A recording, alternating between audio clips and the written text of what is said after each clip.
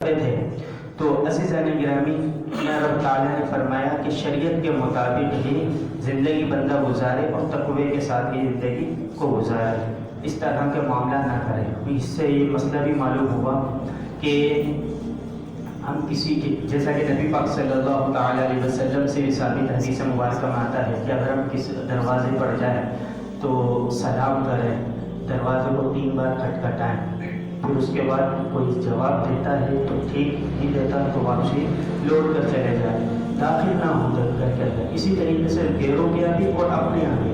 اب آپ کو پتا ہوگا کہ پہلے، آج کل تو گھنٹیاں میل وغیرہ لگ گئی ہیں، تو پہلے بڑے بوڑھے بھی کیا کرتے تھے، ان کا عمل یہی تھا کہ جب کسی کے دروازے پر آتے یا ویسے بھی ایک کمرے سے دوسرے کمرے میں داخل ہوتے تو کھمکارتے تھے تاکہ اندر بیٹھنے والا جو وہ ہوشیار ہو جائے، وہ اسی حالت میں ہے۔ لیکن ہمارے معاشرے میں یہ ذوق، اس طریقے سے عمل جو ہے بہت کم ہی دکھائی دیتا ہے۔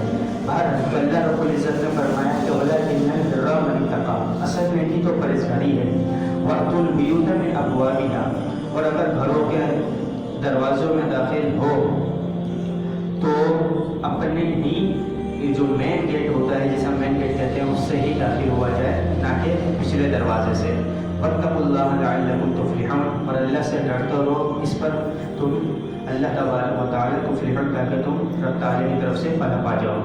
تو عزیزان گرامی، یہاں رب تعالیٰ نے 2 چیزوں کا ذکر فرمایا، ایک تو فرمایا تقوی کا، دوسرا ذکر فرمایا رب تعالیٰ سے ڈرنے کا۔ اب تقوی ہے کیا؟ تقوی کی کئی تعریفیں فقہاء کرام نے لکھی ہیں، جن کا خلاصہ یہ ہے کہ اپنے ظاہر اور باطن کو اللہ تبارک و تعالیٰ کی نافرمانی سے مکمل طور پر بچانا، یہ تقوی ہے۔ اور کامل تقوی کی تعریف یہ لکھی، جس کا خلاصہ یہ ہے، کامل تقوی یہ ہے کہ جو اللہ تبارک و تعالیٰ کی نافرمانی کی طرف امور لے جانے والے ہیں، ان امور سے بچنا، یہ کامل تقوی ہے۔ یعنی جو ایسے کام ہیں جو رب تعالیٰ کی نافرمانی کی طرف لے کر جاتے ہیں بندے کو، ان سے اجتناب کرنا، یہ تقوی ہے۔ تو یہاں رب تعالیٰ نے فرمایا وَلَٰكِنَّ الْبِرَّ مَنِ اتَّقَىٰ، تقوی اختیار کرو، اور آگے فرمایا وَاتَّقُوا اللَّهَ، اور اللہ سے ڈرتے رہو۔ اب یہاں پر جو ہے فقہاء کرام نے، مفسرین نے فرمایا ذات باری تعالیٰ سے ڈرنا مقصود نہیں۔ اب یعنی یہ نہیں کہ اللہ تبارک و تعالیٰ سے ڈرے، اس کا مطلب یہ ہے، رب تعالیٰ سے ڈرنے کا مطلب یہ ہے اس کے عذاب سے ڈرے، کہ اللہ تبارک و تعالیٰ کی اگر ہم نے نافرمانی کی تو اللہ تبارک و تعالیٰ ہمارے میدان محشر میں پکڑ فرما لے گا، ہمیں دوزخ میں داخل کر دے گا، ہمیں قبر میں عذاب دے گا، یہ مراد ہے، نہ کہ اللہ تبارک و تعالیٰ کی بذات خود اس سے ڈرنا۔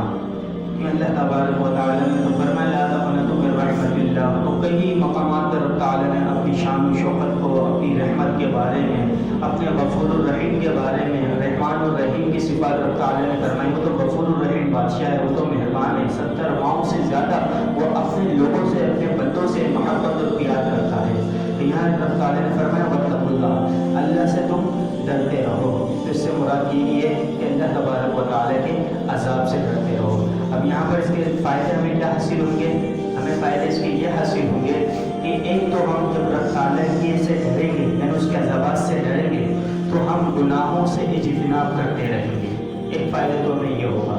اور دوسرا فائدہ کیا ہوگا؟ دوسرا فائدہ ہمیں یہ حاصل ہوگا کہ ہم عبادت کرنے میں ہمیں استقامت عطا ہوگی، عبادت کرنے میں ہمیں استقامت عطا ہوگی، کہ اللہ تبارک و تعالیٰ ہم سے راضی ہو گیا تو ہمیں میدان محشر میں ذلیل و رسوا نہیں کرے گا، عذابات میں مبتلا نہیں کرے گا۔